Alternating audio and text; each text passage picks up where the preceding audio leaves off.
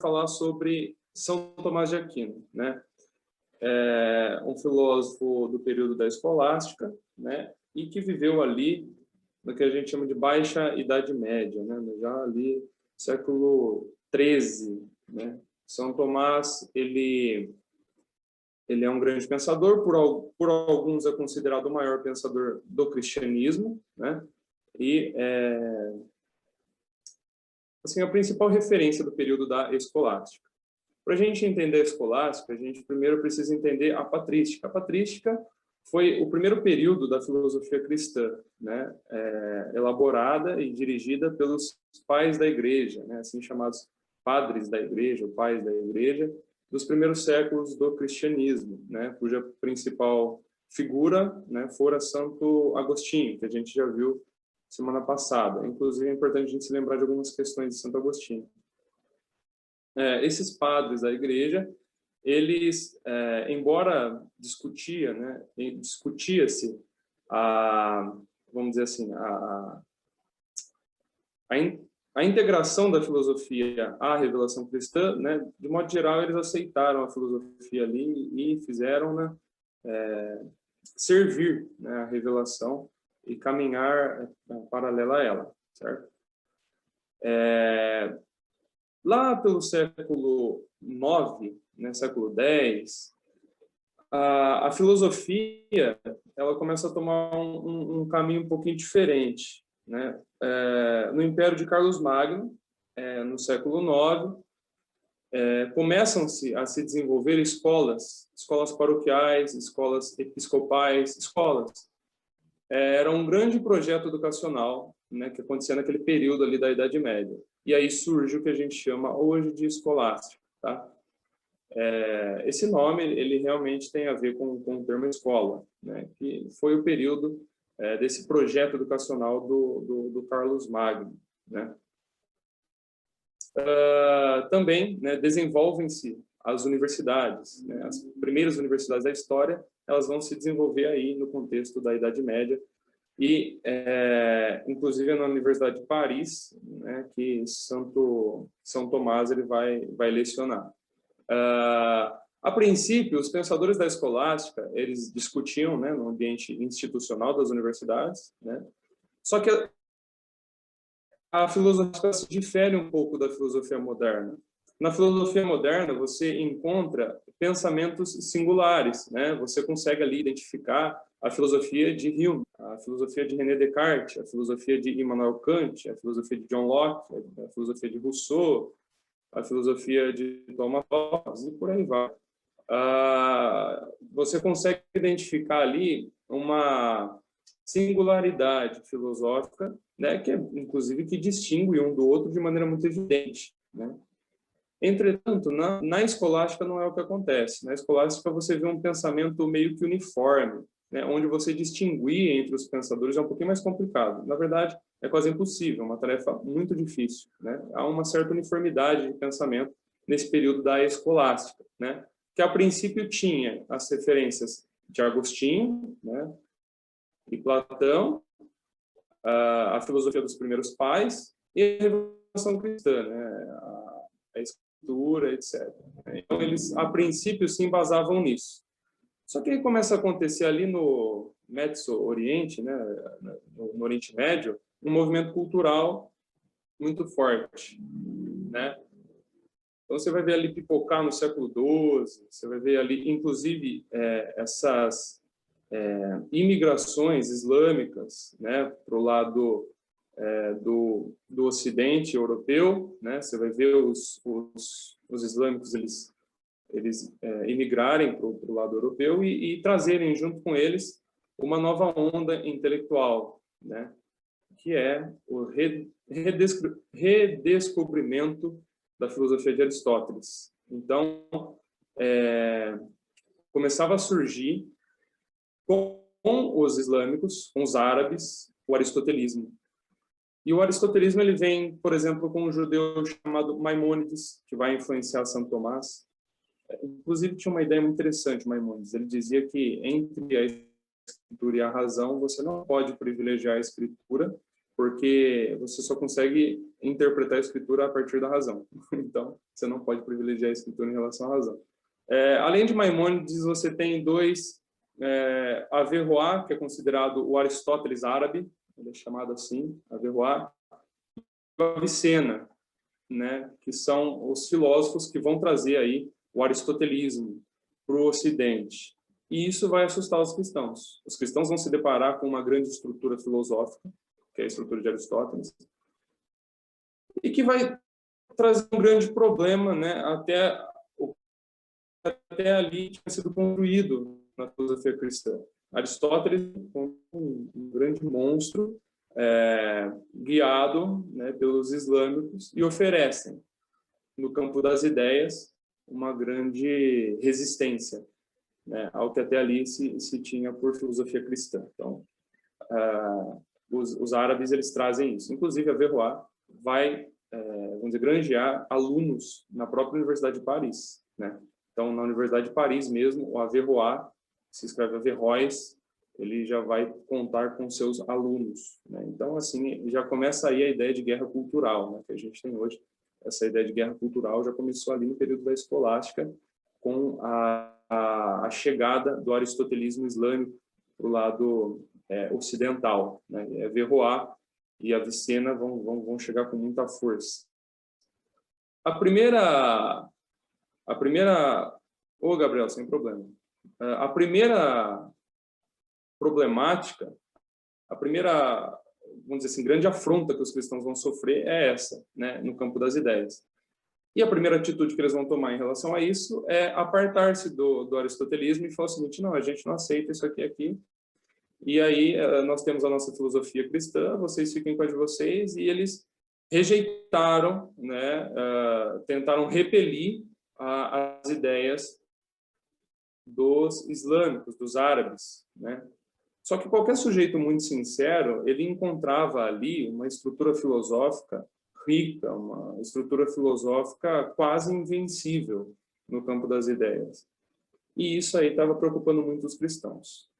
Um cara que foi professor de São Tomás foi o Alberto.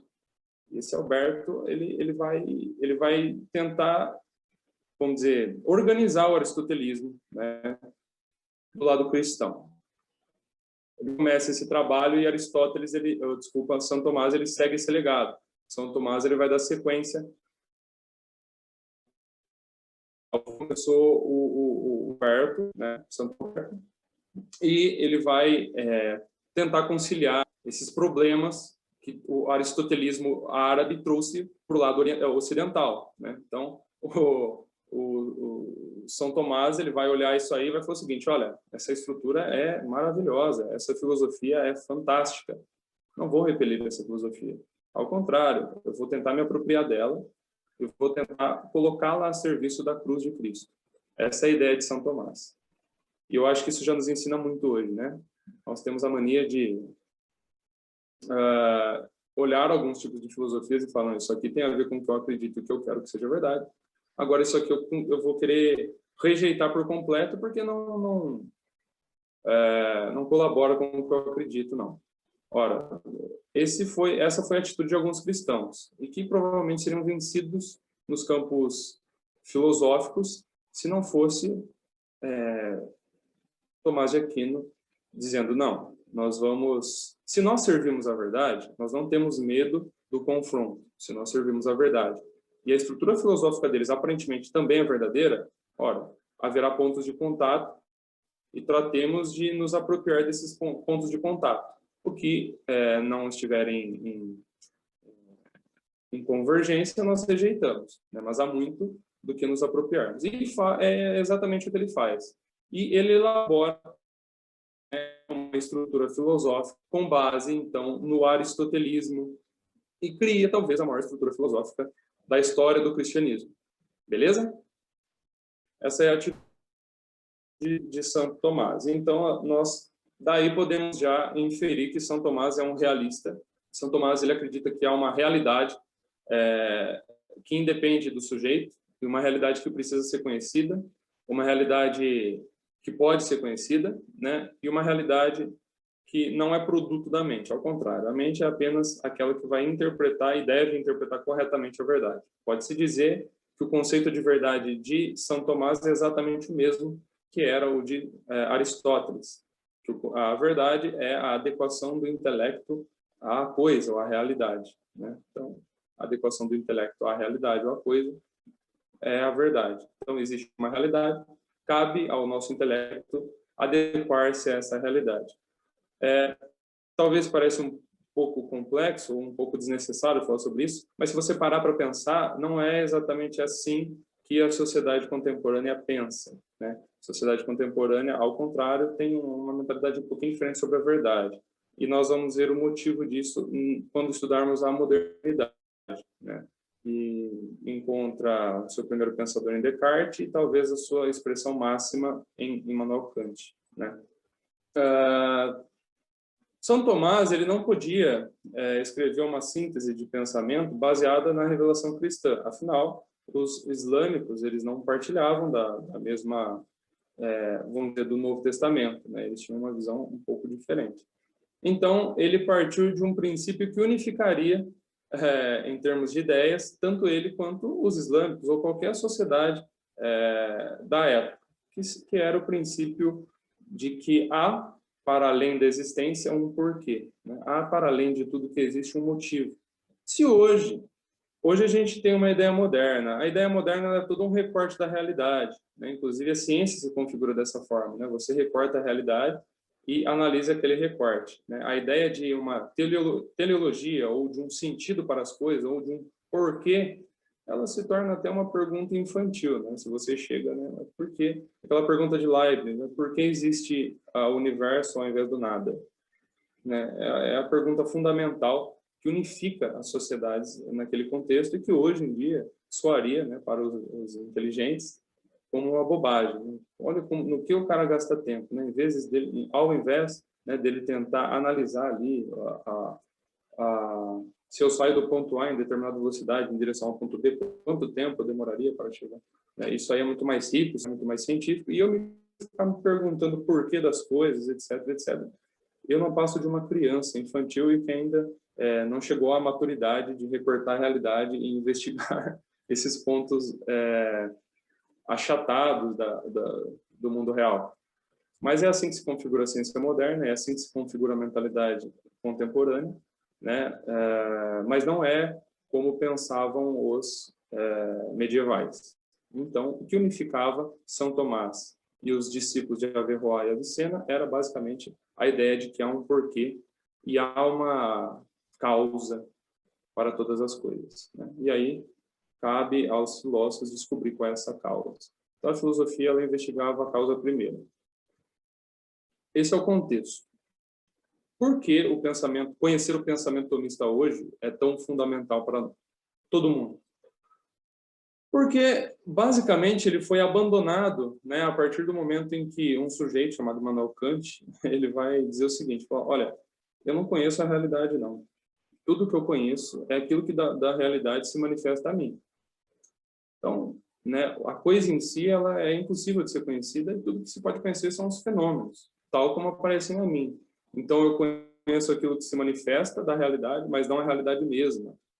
Ora, isso aí vai gerar frutos quase imapeáveis na filosofia que vai se seguir daí, né? Então, o sujeito ele é isolado, né, no seu campo de percepção singular e ele já não pode mais ter certeza de que ele compartilha da mesma realidade dos outros, porque, afinal, a realidade já não é nem possível mais de ser conhecida, ao contrário, essa realidade ela não se manifesta por completo a ponto do ser humano conhecê-la. O que ele conhece é aquilo que dela se manifesta e que, inclusive, se enquadra nas categorias, né, que Kant vai chamar de categorias a priori, né, do sujeito que percebe essa realidade. Então, essa mudança ela chega a ser radical. Kant vai ser, talvez, depois de Platão e Aristóteles, o filósofo mais influente na história. E a gente vai conhecer um pouquinho mais a fundo depois o pensamento de Kant. Para além de Kant, há o pensamento de Hegel, Feuerbach e Marx, né, que são pensamentos que hoje também têm inúmeros filhos na sociedade contemporânea e que têm vamos dizer, apresenta uma visão de mundo que difere radicalmente da visão tomista, né, de que há uma realidade, há uma causa, etc, etc, etc. Feuerbach é um materialista que não acredita que exista algo para além da matéria, né? E o Hegel, ele acredita que a história é um progressivo vir a ser, né, do um Geist, né, de um espírito superior, etc, etc. Marx vai tentar fazer uma fusão dessas duas coisas, né, apropriando da dialética do espírito de Hegel e do materialismo de Feuerbach, né? E aí ele elabora como uma síntese desses pensamentos o marxismo, né? Então, ele diz o seguinte: olha, eu vou sair do campo do espírito de Hegel e vou trazer a discussão toda para a Terra. O que é a vida real? Vamos filosofar sobre ela. Bom, a vida real, ela se dá nos meios de produção, né? No aspecto econômico, etc, etc. Isso aqui é a vida real e é sobre isso aqui que a gente vai filosofar. E, ao contrário, não vamos nos deter apenas na filosofia especulativa. Nós vamos mudar o mundo, né? Os filósofos perderam muito tempo especulando sobre o mundo, vamos transformá-lo, a ideia do Marx. Inclusive, é uma ideia, a ideia da praxis, né? Teoria e prática. Eu acho que, quer queira, quer não, é uma ideia deveras influente, né? E que, talvez por não ter chegado a essa síntese, outros filósofos tiveram sua filosofia minguada, né? Filosofias que não seguiram essa aplicabilidade real, né, materializada ali, eles, né, acabam se perdendo no campo especulativo e não vem à tona. Marx, não. Marx, ele já é um cara que vai para a prática. Se é uma prática boa ou ruim, é claro que é uma outra discussão. Mas já deixando claro, é ruim, porque ele abdica, né, da ética, né, dos princípios básicos da moralidade, até universal, né, pensando no imperativo categórico. Enfim, esse é o contexto, então, em que vem o São Tomás, né? Ele nasceu em 1225, em Nápoles, né? Ele foi aluno de Santo Alberto Magno, e ele partilhava, né, desse elemento unificador entre as filosofias daquele contexto. Qual é? O Deus cristão? Não. Os islâmicos não partilhavam desse Deus, não. Ele partilhava dessa ideia de que há um para quê, há um porquê, há um sentido na realidade, não é? E esse recorte newtoniano, que analisa apenas a trajetória, né, dos elementos, sem uma teleologia por trás, sem um para quê por trás, né, as coisas apenas estão aí, não era a mentalidade daquele período, né? A modernidade vai ser, e a gente vai ver um pouquinho melhor depois, mas nesse período não era. Então, essa é a escolástica, né?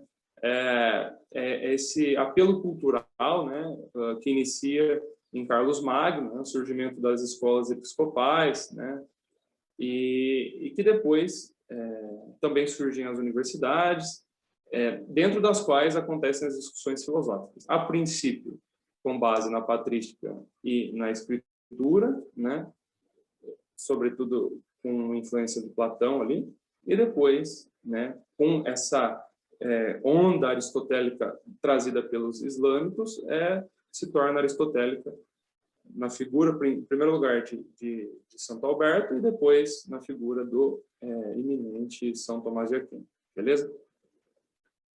Só que quando São Tomás de Aquino ele se apropria do aristotelismo, ele vai ter uma divergência, uma pequena divergência com os agostinianos. Agora eu pergunto para vocês, a gente já estudou um pouquinho sobre Platão, Aristóteles, Agostinho, e agora chegamos em São Tomás.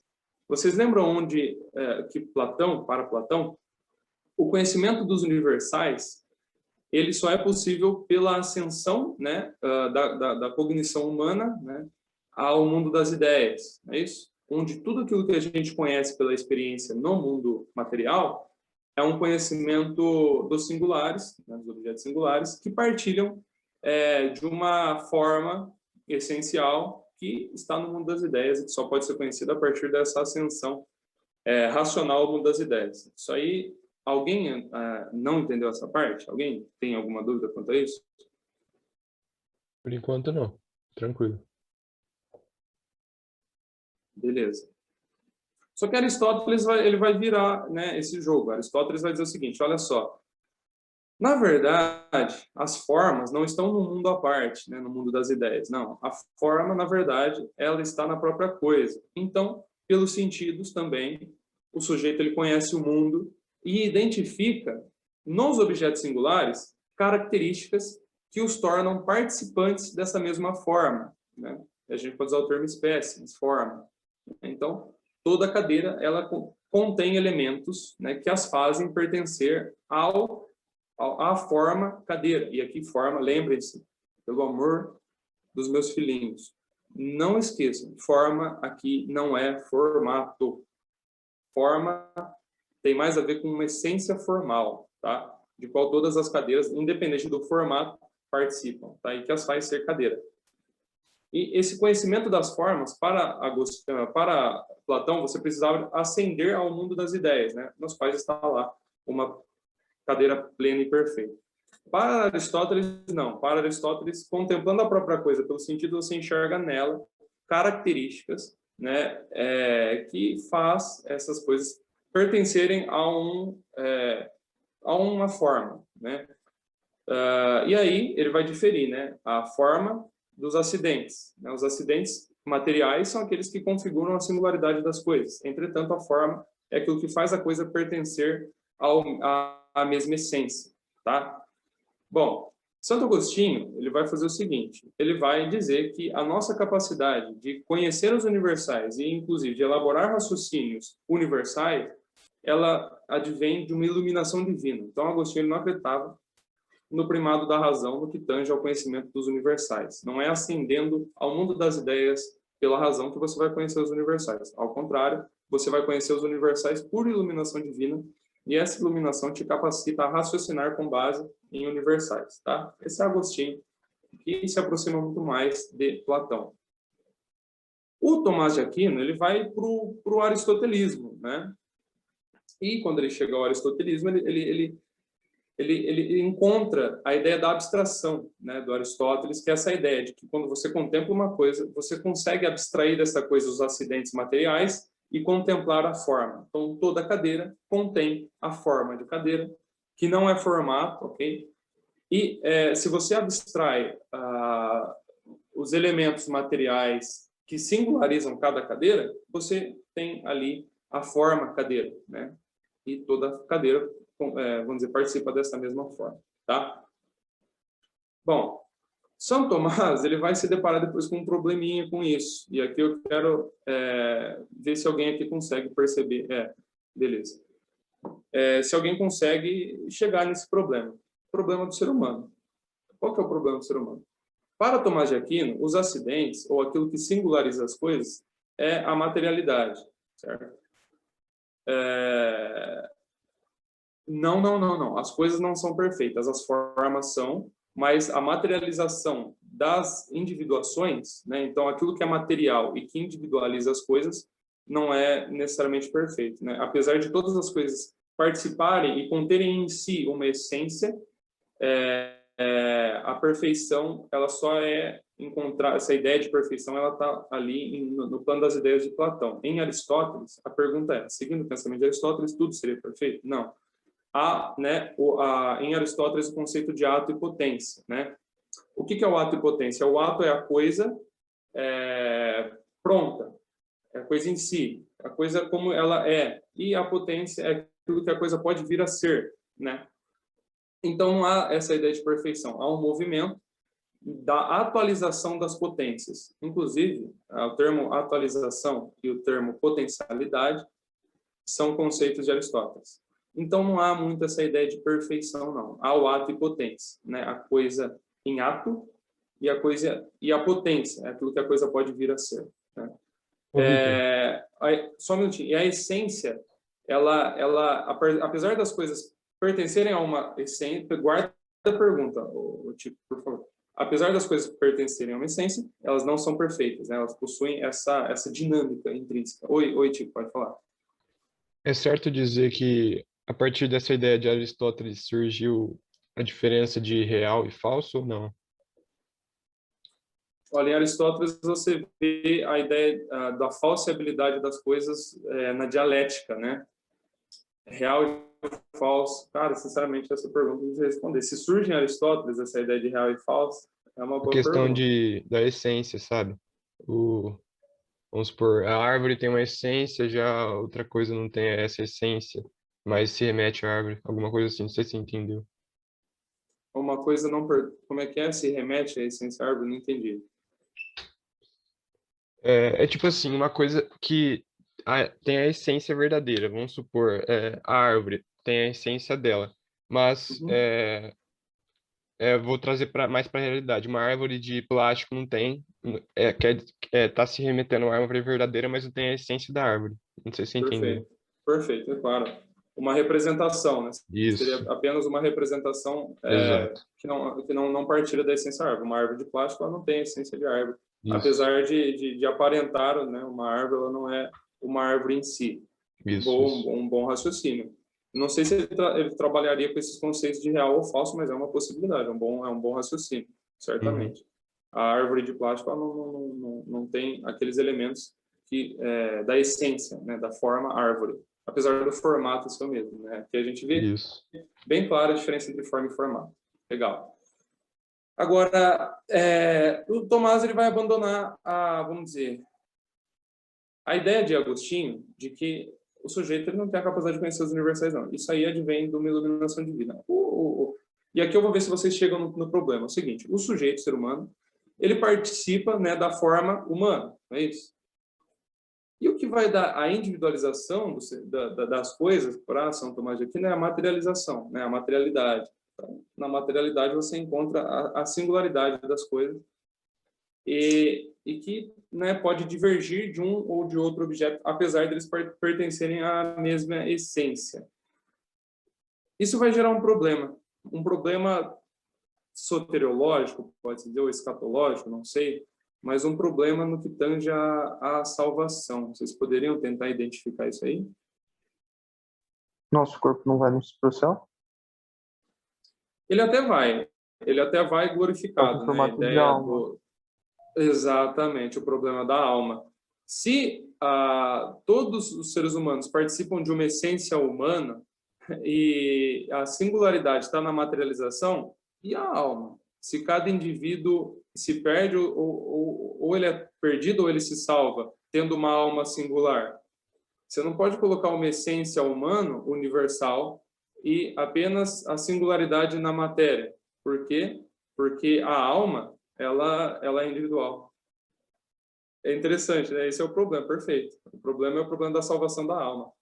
Esse abandono de São Tomás, a ideia agostiniana, vai colocar ele nesse problema aí que depois o Dom Scott vai resolver e vai dizer que cada ser humano ele tem como que uma essência singular, né? A esseidade. É um problema que o São Tomás ele se meteu e que é importante a gente pensar nisso, né? O ser humano como uma coisa um pouco mais complexa do que todo o resto. Esse raciocínio se aplicaria a tudo, não se aplica ao ser humano, porque a nossa essência, ela, apesar da gente partilhar, né, de uma forma, aparentemente, todo ser humano você consegue identificar com o ser humano, ele tem como que uma essência própria, né, porque apesar dele partilhar da mesma forma, a alma, ela é singular. Interessante, né? Eles não participam de uma alma mãe. Não. Cada um vai dar conta de si. Interessante. Essa é a problemática que se levanta ali no contexto do São Tomás. É bem legal, é uma discussão interessante. Depois a gente pode ver um pouquinho mais sobre as discussões filosóficas na escolástica, né? Agora o foco é mais o Tomás de Aquino, mas a questão é essa. Bom, são 5 raciocínios, né, que apontam para a existência de Deus no pensamento de São Tomás. Então, em primeiro lugar, a gente pode falar da causa chamada primeiro motor. O que é o primeiro motor? Essa ideia da atualização das potências, né, da potência se tornando ato, da potência se tornando ato, né, ela precisa de um motor, né, o motor que move as coisas. Essa é a ideia de Aristóteles. Na teologia aristotélica há um primeiro motor que é imóvel e que a tudo move, né? E esse mover seria basicamente a atualização das potências, né? A semente que se transforma em árvore gera outra semente que se transforma em árvore, etc, etc. Se você regressar, você não pode ir para o infinito, né? Até porque se o regresso, se houvesse, né, um passado infinito, hoje nunca teria chegado. É um raciocínio muito simples, inclusive, né? Se o passado fosse infinito, o decorrer do tempo nunca chegaria no presente, certo? Bom, então você precisa de um primeiro motor. esse primeiro motor, em São Tomás de Aquino, é Deus. Né? Basicamente porque ele a tudo move, ele é imóvel e ele não precisa de uma causa que o mova. Certo? Então, o primeiro motor é o primeiro argumento de São Tomás para a existência de Deus. Ok? A ideia do motor imóvel. Né? A segunda via do pensamento, a segunda via para a existência de Deus é a via da causa eficiente, que é a ideia de que todo efeito, ou seja, tudo, precisa de uma causa. Né? Então, para todo efeito, há uma causa que fora efeito de uma causa anterior, que for efeito de uma causa anterior. Então, toda causa foi efeito de uma causa anterior. Então, tudo que há teve uma causa que foi efeito de uma causa, que foi efeito de uma causa. Então, toda causa é efeito de uma causa anterior, etc, etc, etc. Certo? Bem básico, né? Esse argumento, certo? E o encadeamento das causas precisa de uma causa primeira. Então, também você não pode regredir ao infinito, né? Regressar ao infinito, porque se o passado fosse infinito, hoje nunca teria chegado, né?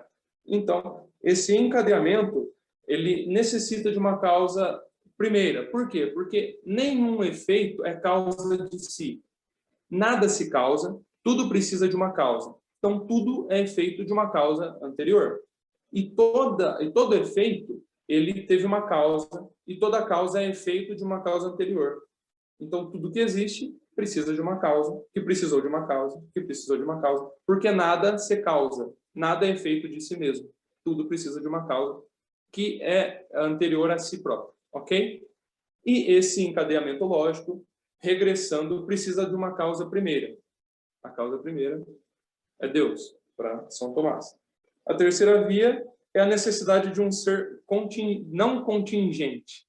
O que é o contingente? É aquilo que vem à existência. Tudo que vem à existência precisa de uma... Todas as coisas que existem, elas necessitam de algo que não seja contingente. O que é a existência, meus amigos? Ex é a partir de, né? Aquilo que vem de. Sistere tem a ver com firmamento. Então, tudo que existe, existe a partir de algo. Né? A própria palavra existência tem a ideia de a partir de. Então, tudo que é contingente, outrora era possível. Né? Tudo que existe foi possível. E precisou, né, vir à existência por uma causa anterior, né? Por algo que já existia. Certo? Então, a ideia da causa não contingente, né? Do objeto não contingente, ou seja, Deus não existe. No sentido existir. Deus é. Porque tudo que existe é algo que a partir de, né? Existir ex, a partir de. Deus não pode começar com ex, porque ele não é a partir de nada. Tudo é a partir dele. Então Deus não pode existir. Deus é. Certo? Então tudo que existe é contingente. E tudo que é contingente, outrora era possível. Ora, o que fez o possível se tornar contingente? Algo que era contingente. E o que fez aquilo que era contingente deixar de ser possível se tornar contingente? Algo que era contingente. E se você regredir, você precisa de algo que não era contingente, ou seja, algo que não existiu ou veio à existência. Algo que é Deus. Né? Então, ex, a partir de... por exemplo, Deus criou o mundo do nada. Ex nihilo, a partir do nihilo, nada. Ok? A partir de. Então, o ex é a partir de. Então, tudo que existe, existe a partir de algo. Tudo que é contingente, outrora era possível e se tornou contingente a partir de algo que já era contingente, mas que antes era possível, mas que veio à existência a partir de algo que era contingente, que antes era possível. Bom, se você regressar ao infinito, você precisa de algo que não era contingente e que fez as coisas possíveis se tornarem contingentes. O que é isso? O que não é contingente? E que antecede ao próprio espaço, tempo e tudo que existe. Bom, Deus, para Santo Tomás, né? Para São Tomás de Aquino, Deus. Então, a causa não contingente necessária, ou seja, o objeto não contingente necessário. Essa é a terceira via dos argumentos de São Tomás.